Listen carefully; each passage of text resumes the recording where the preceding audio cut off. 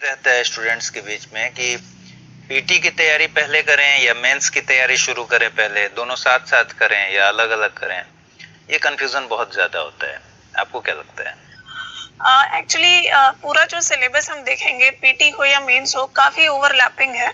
सिर्फ एग्जामिनेशन का नेचर जो है वो चेंज है। प्रीलिम्स जो है वो ऑब्जेक्टिव है, जबकि मेंस जो है वो डिस्क्रिप्टिव है पूरा।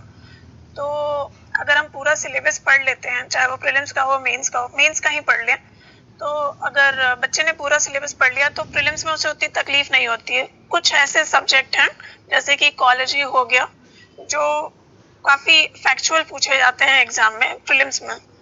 तो मुझे लगता है कि ये इंटीग्रेटेड फॉर्म में तैयारी करेंगे तो कोई ऐसी समस्या आएगी नहीं, क्योंकि अगर आप सिर्फ प्रीलिम्स की तैयारी करते हैं तो मेंस में फिर आपको बहुत ज्यादा बर्डन आपके ऊपर आ जाता है और फिर वो दिक्कत होती है।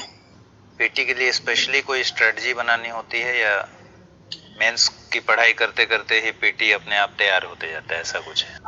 तैयार भी होता जाता है और थोड़ी सी स्ट्रेटेजी बनानी होती है, क्योंकि प्रीलिम्स में क्या होता है कि जो नॉन सीरियस कैंडिडेट होते हैं या फिर प्रीलिम्स में इतने ज्यादा स्टूडेंट्स होते हैं कि उनको एलिमिनेट करना होता है, तो वहाँ पे नेगेटिव मार्किंग होती है, तो उसका हमें ध्यान रखना होता है। और एक्यूरेसी पे ज्यादा ध्यान रखना होता है, क्योंकि ज्यादा क्वेश्चन करने से अच्छा है कि आप एक्यूरेट और सटीक आंसर दें। तो ये सब कुछ कुछ छोटी छोटी बातें हैं जो हमें ध्यान रखनी होती है प्रीलिम्स में। कई बार मैंने देखा है कि स्टूडेंट्स जो एग्जाम दे रहे हैं वो क्वेश्चन से यूज टू नहीं होते। पढ़ाई तो उन्होंने बहुत की है, लेकिन क्वेश्चन से यूज टू नहीं होने की वजह से फेल हो गए। और काफी सीनियर्स भी बोलते हैं कि सवालों को कम से कम देखते रहिए। तो इसका कोई फायदा मिलता है? जी, बहुत मिलता है। मैं कहूंगी कि यूपीएससी अपने आप में इतना ज्यादा हिंट दे देता है, चाहे वो सिलेबस हो, चाहे वो पिछले साल के क्वेश्चन पेपर हो, कि किस प्रकार के क्वेश्चन पूछे जाएंगे, चाहे वो प्रीलिम्स का हो, चाहे वो मेंस का हो। और अगर हम स्टूडेंट्स उसको अगर ध्यान में रखते हैं तो हमें पता चलता है कि हमें मटेरियल में से क्या क्या चुनना है, क्या क्या पढ़ना है और क्या क्या छोड़ना है। तो ये काफी हद तक हमें सपोर्ट करता है, क्योंकि मार्केट में इतना ज्यादा मटेरियल है, इवन इंटरनेट पे इतना मटेरियल है कि उसमें से बेस्ट चुनना हमारे लिए ये बहुत जरूरी है। रीडिंग मटेरियल्स को लेकर तो कंफ्यूजन होता ही है स्टूडेंट्स के दिमाग में कि पीटी और मेंस के लेवल पर रीडिंग मटेरियल्स में अंतर हो या ना हो, या फिर कुछ अगर आपका आजमाया हुआ हो कि ये रीडिंग मटेरियल है और इसको पढ़ना ही चाहिए, बहुत अच्छा है, तो आप बता सकते हैं स्टूडेंट्स को। रीडिंग मटेरियल में मैं कहूंगी कि गवर्नमेंट के जो साइट्स होते हैं वहां से अगर जो भी इम्पोर्टेंट लेजिस्लेशन है या फिर कोई भी इंफॉर्मेशन है, आप उसके नोट्स बना लीजिए, क्योंकि वो डेटा जो है कॉन्क्रीट होता है। वैसे ही इकोनॉमिक सर्वे एक ऐसा वॉल्यूम है जिसके डेटा बहुत ही सटीक होते हैं, तो उसको अपने सिलेबस का पार्ट बनाना इम्पोर्टेंट होता है। और इसके साथ साथ कोई भी स्टैंडर्ड करंट अफेयर्स का मैगजीन है, जैसे दृष्टि करंट अफेयर्स है, तो उसमें काफी अच्छे से जो टॉपिक है उसका एनालिसिस रहता है। तो आप उसको पढ़िए और नोट्स बनाइए कंसाइज मैनर में, क्योंकि आपको एग्जाम में रिवाइज करना है, तो इस पे ध्यान देना जरूरी होता है मेरे ख्याल से। कोचिंग को लेकर भी एक कंफ्यूजन होता है, कोचिंग करें या ना करें। बहुत सारे स्टूडेंट्स सवाल पूछते हैं कि सेल्फ स्टडी से काम नहीं चलेगा, कोचिंग करना नेसेसिटी है या फिर खुद से पढ़ाई करके भी इंसान आईएएस आईपीएस बन सकता है? मेरा मानना है कि हर एक व्यक्ति का जो मेंटल लेवल होता है वो थोड़ा डिफरेंट होता है। अगर कोई बच्चा शहरी पृष्ठभूमि में पढ़ा है तो उसका मेंटल लेवल कुछ ज्यादा अच्छा होता है या फिर थोड़ा सा ऊंचा होता है rather than कि गांव वाले बच्चे में।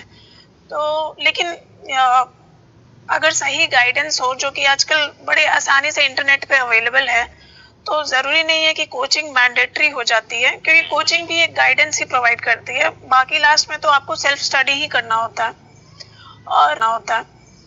और जैसा कि मैंने पहले भी कहा कि यूपीएससी काफी हिंट दे देती है अपने सिलेबस में और अपने प्रीवियस ईयर क्वेश्चन पेपर में कि वो पूछना क्या चाहती है। तो अगर कोई स्टैंडर्ड किताबों के साथ साथ और यूपीएससी के सिलेबस और प्रीवियस ईयर क्वेश्चन पेपर पे फोकस करके पढ़ाई करे तो कोचिंग करने की ऐसी कोई आवश्यकता होगी नहीं। अब मेंस की परीक्षा नजदीक है, तो मेंस के लिए कोई खास टिप्स? मेंस के लिए तो यही है कि बहुत ज़्यादा मटेरियल पढ़ने के बजाय जो आपके स्टैंडर्ड मटेरियल है उसी पे फोकस करें, क्योंकि यहाँ बार बार रिवाइज करना है और उसी को एग्जाम में जाके आपको प्रोड्यूस करना है। इसके साथ साथ आंसर राइटिंग की प्रैक्टिस करनी बहुत ज़रूरी है। दिन में 1-2 आंसर्स आप लिखिए और इसको खुद से इवैल्यूएट करिए या फिर सीनियर से इवैल्यूएट करवाइए। इसके साथ ही एसे लिखना बहुत इंपॉर्टेंट है, क्योंकि एसे का मार्क्स जो है वो काफ़ी डिफरेंस क्रिएट कर सकता है आपके रैंक में, आपके सर्विस में। तो उसको भी हफ्ते में कम से कम 1 या 2 एसे ज़रूर लिखा जाए। और मैं बोलूँगी कि एक जो ऑप्शनल सब्जेक्ट है उस पर फोकस अगर हम ज़्यादा करें, जीएस पे भी ध्यान दें, लेकिन ऑप्शनल चूँकि सिलेबस बहुत डिफाइंड होता है और बहुत डायनेमिक क्वेश्चन पूछने की स्कोप रहता नहीं है, तो अगर उस पर हम ज्यादा फोकस करेंगे तो हम बेटर परफॉर्म कर सकते हैं। आपने इस तरह की कोई स्ट्रेटजी बनाई थी कि इस सब्जेक्ट में ज्यादा जोर देना है, निबंध पर ज्यादा जोर देना है, जीएस के इस पेपर पर थोड़ा कम जोर देना है? ऐसी भी स्ट्रेटजी होती है? जीएस पे तो लगभग आपको बराबर ही ध्यान देना होता है, लेकिन एक पेपर है जीएस 4 जहाँ पे आप थोड़े मार्क्स ज्यादा ला सकते हैं, क्योंकि उसमें आपकी अपनी पर्सनालिटी झलकती है। उसी प्रकार ऐसे वाला भी पेपर है जो काफी अंक का डिफरेंस क्रिएट कर देता है। तो ये स्पेशली मेरी ये स्ट्रैटेजी थी और सब्जेक्ट तो था ये मेरा एक प्लस पॉइंट जिसपे मैंने काफी काम भी किया था।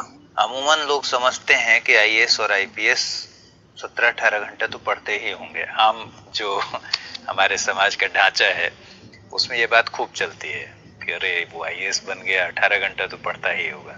आप भी पढ़ते थे? एक्चुअली इस फील्ड में मिसकंसेप्शन ज्यादा है कि ये बहुत ही इम्प्रैक्टिकल है कि कोई भी 17-18 घंटा या 14-15 घंटा पढ़ ले। बहुत ही इम्पॉसिबल सा है, क्योंकि आप उतना कंसिस्टेंटली पढ़ नहीं पाएंगे। और ये एग्जाम छोटा तो है नहीं, काफी लंबा है, 100 मीटर का रेस नहीं है, मैराथन है, तो आपको कंसिस्टेंटली पढ़ना होता है। तो अगर आप प्रोडक्टिव 6 से 8 घंटे भी पढ़ते हैं तो बहुत है। तो मैं 17